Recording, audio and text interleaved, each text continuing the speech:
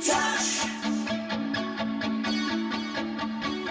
You got the touch. This is Stan Bush, and this epic video from Optibotimus truly has the touch.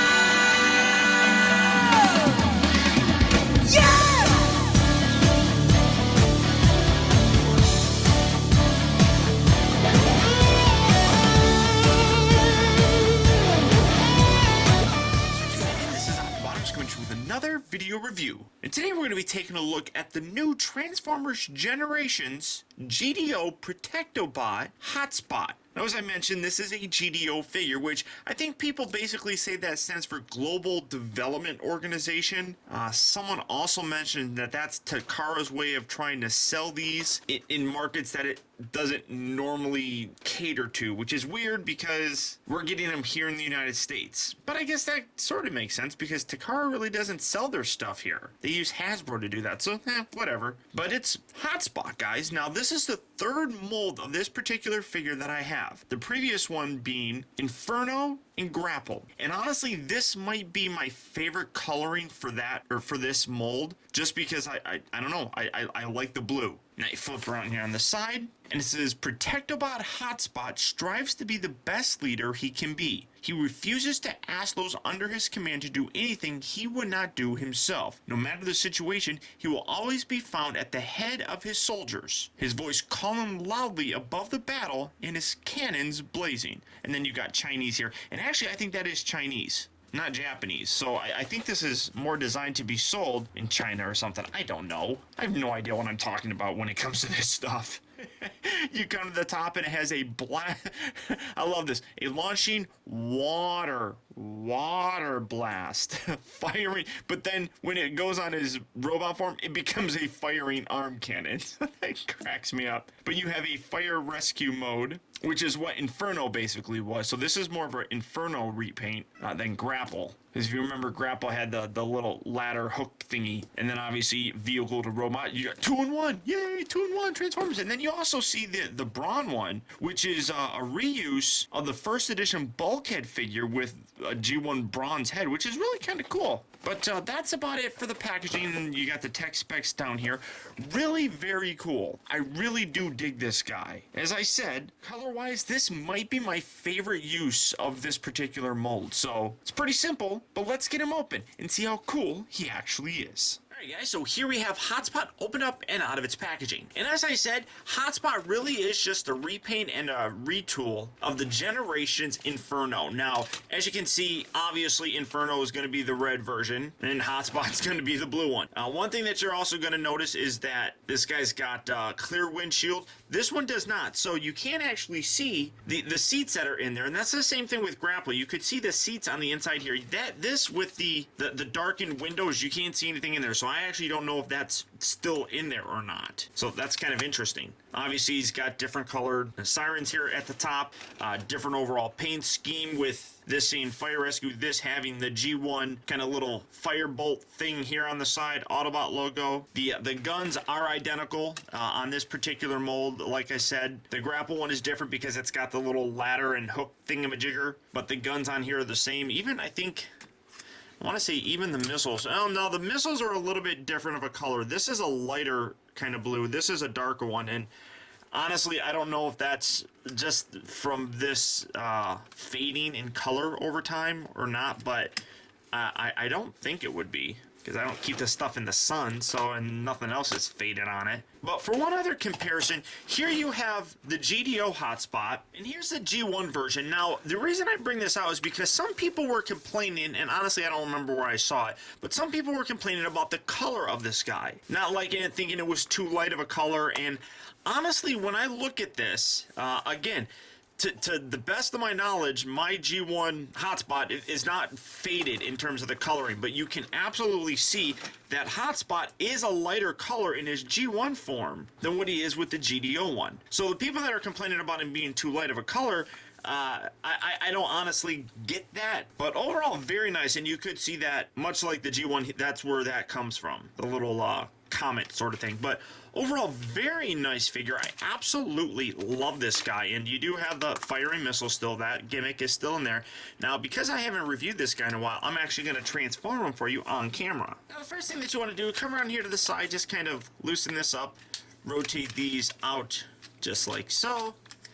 Take the wheels here, kind of rotate these down and in. You can flip this down. This doesn't clip in as well. I do believe that there is some mold degradation between this and the previous versions, but at least on this one, it's not too terribly bad, at least right now.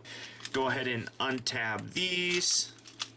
These are gonna loosen up the legs like so. This is going to rotate down and up underneath just like so. Take these legs, rotate them around here, fold out his foot.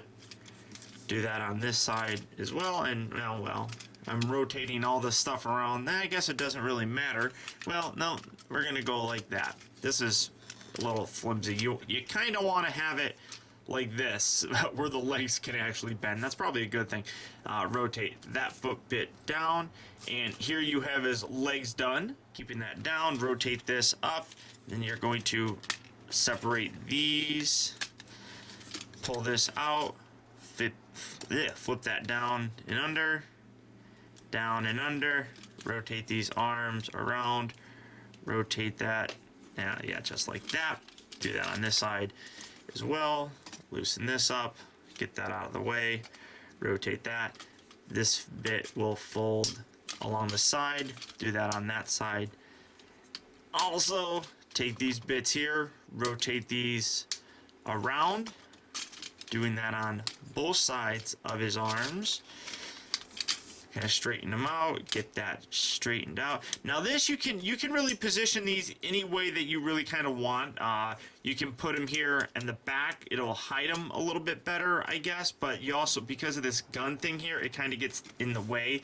So it really just kind of depends on what you want to do. I usually leave them off to the side like so. And then the real cool feature with this is, well, fold this down, take this section here, push this back, forward.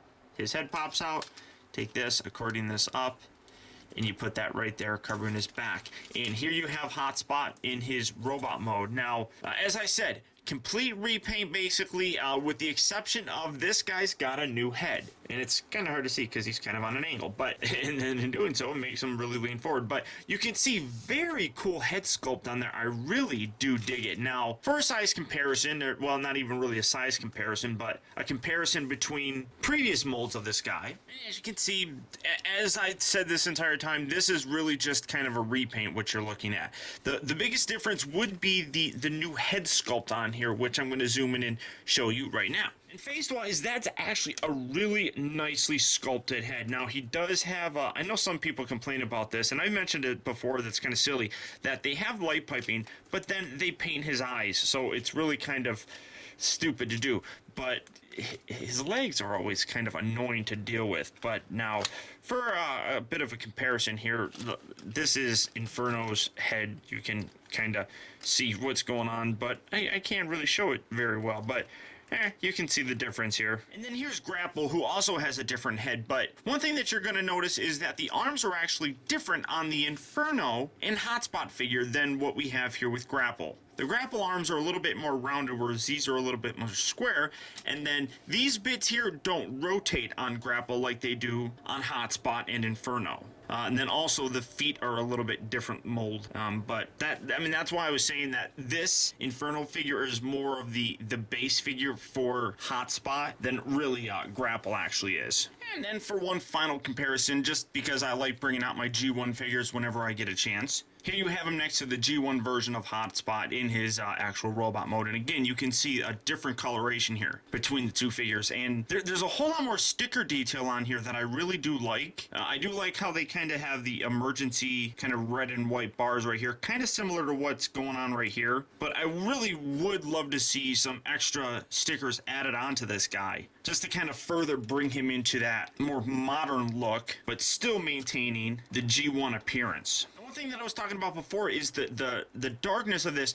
I have my little flashlight out here. You can actually, if I take this, it's really hard to see, but inside there, you can actually tell that it's not all that translucent or all that dark of a plastic. It is just a very dark gray. I mean, it's not fully painted, and I keep missing the button here, but you can see the light shining through there, and he actually does. It's hard to see it this way, but because it reflects a lot better on this side.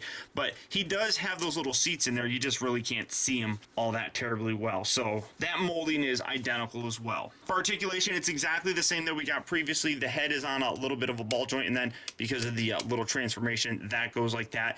The arms rotate. These are our little ratchet joints. They move in and out. But this is a little bit looser, it feels, than the Inferno and the grapple figure. So that's why I was saying it appears like there's some mold degradation. And then even the elbows are a little bit more loose.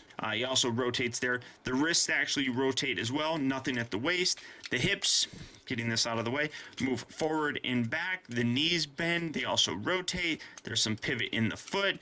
He also has this really kind of weird joint, getting this back up here, that allows his legs to move in and out like that. I mean, you could rotate it and move them in and out if you really wanted, but it also has this weird swivel joint kind of thing up here, which kind of makes the legs tricky sometimes to actually get him to position, because he's a lot of leg. This is a very leggy dude, but I really do dig him, and this is a wonderful figure to pick up. The biggest problem with this guy is that being a GDO exclusive, you can only find him at Toys R Us, which makes him very hard to find. I was insanely lucky when I found this guy. They had just put these out on the shelf, and I was able to buy him. That was the only time and last time that I saw him on shelves. Now, a lot of people, they say that he's all over the place and he's fairly common, but for me, I had a devil of a time finding them. If you guys are having a hard time finding them as well, go ahead and click on the link down in the video description. It'll take you to Big Bad Toy Store, where you can pick this guy up. The problem is, he is a little bit more expensive, but you have to understand, he is a Toys R Us exclusive, and he is fairly hard to find. So honestly, in my opinion, that price is a little bit more justified, just because this is a very kind of exclusive figure to get your hands on. If you are interested, I would absolutely recommend picking him up. As I said, between the 3 other versions that I have for this guy, or this particular mold, this is probably my favorite looking of the 2. Maybe it's because I really do like the Protectobots, and the blue color really kind of looks good, but I think he's awesome. Absolutely love this guy, and highly recommend picking him up however you guys possibly can. But that's about it, guys. If you do want to see how to transform him back into his vehicle mode, go ahead and click on him. Just click on the figure, and you'll go to my review of Inferno, and you'll be able to see how to transform this guy back if you really need to. He's really super simple, though. But beyond that, that's about it, guys. So until next time, I want to thank you for tuning in. This has been Optibotimus. Keep in touch with me. Find out recent purchases as well as upcoming video reviews, all at facebook.com/teambotimus and twitter.com/Optibotimus. And until next time, I'll talk to you later. When the going gets rough.